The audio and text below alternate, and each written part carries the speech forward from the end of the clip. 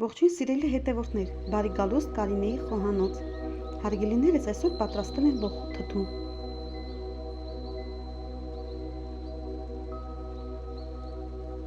Բոխիները նախ եւ առաջ մաքրել եմ եւ հեռացրել տերևների մի մասը։ Տերևները նույնպես թթու եմ դնելու, պարզապես առանձին։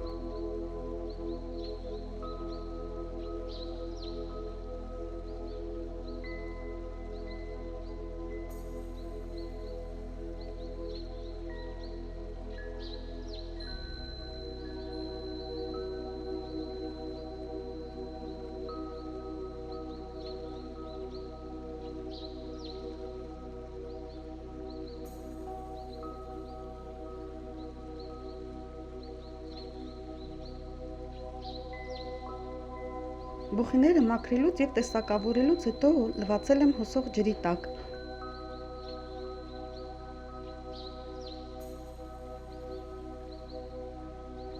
Լվանալուց հետո թողել եմ, որպեսզի այն քամվի։ Հետո գազօջախին եմ դրել կաթսայով ջուրը։ 5 լիտր ջրի մեջ լցրել եմ 1 ճաշի գդալ աղ եւ թողել եմ, որպեսզի այն եռա։ Երբ որ ջուրը բարձրացել է եռման աստիճանի, ավելացրել եմ բոխիները եւ խաշել 5 րոպե եւ ոչ ավել։ Եթե բոխին 5 րոպեից ավել եռացնենք, աղաջրի մեջ այն կտրորվի եւ մինչեւ ձմեռ թթուն չեն կարողանա պահել։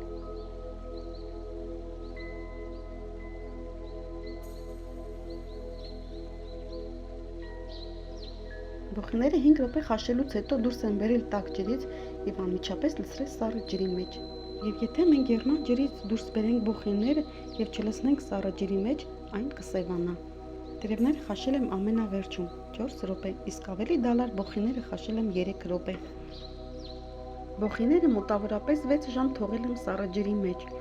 Մոտավորապես 6 ժամ սառը ջրի մեջ թողնելուց հետո դուրս եմ բերել ջրից եւ լցրել քամոցը, որպեսզի քամվի։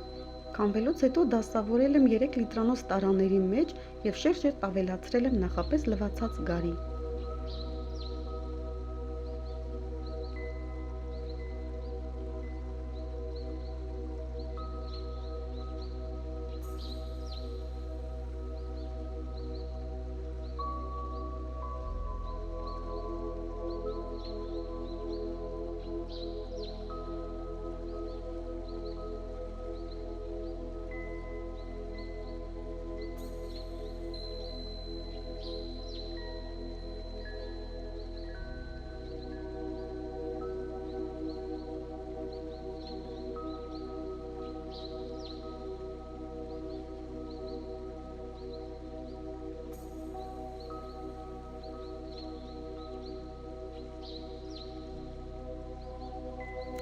Բոխին ունի մի շարք օգտակար հատկություններ։ Այն կարգավորում է արյան շրջանառությունը եւ իջեցնում է ճնշումը։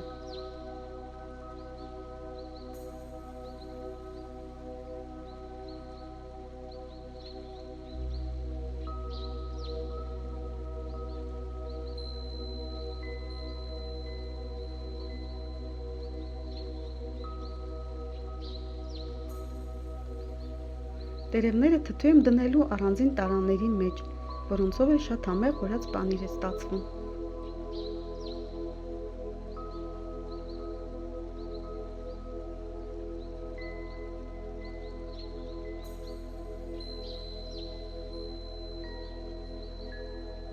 Բոխիները տարաների մեջ դասավորելուց հետո պատրաստել եմ աղաջուրը։ Աղաջուրը անպայման պետք է պատրաստվի խոշոր աղով։ Եվ խտությունը ստուգելու համար ինձ անհրաժեշտ է եղել ձու։ Եթե ձուն փոքր մետաղադրամի չափով դուրս է մնում աղաջրից, ուրեմն այն պատրաստ է։ Աղաջուրը տարաների մեջ լցնելուց հետո 1 շաբաթ թողել եմ խոհանոցում։ 1 շաբաթ հետո պլաստմասե կափարիչներով փակել բերաները եւ տեղափոխել մառան։ Իսկ ամռան ընթացքում ամիսը 1 անգամ տարաների մեջ ավելացրել եմ նույն կերպ պատրաստած աղաջուր։ Ամռան ընթացքում թթուների աղաջուրը պակասում է, եւ եթե ընթացքում մենք աղաջուր չավելացնենք, թթուները կփչանան։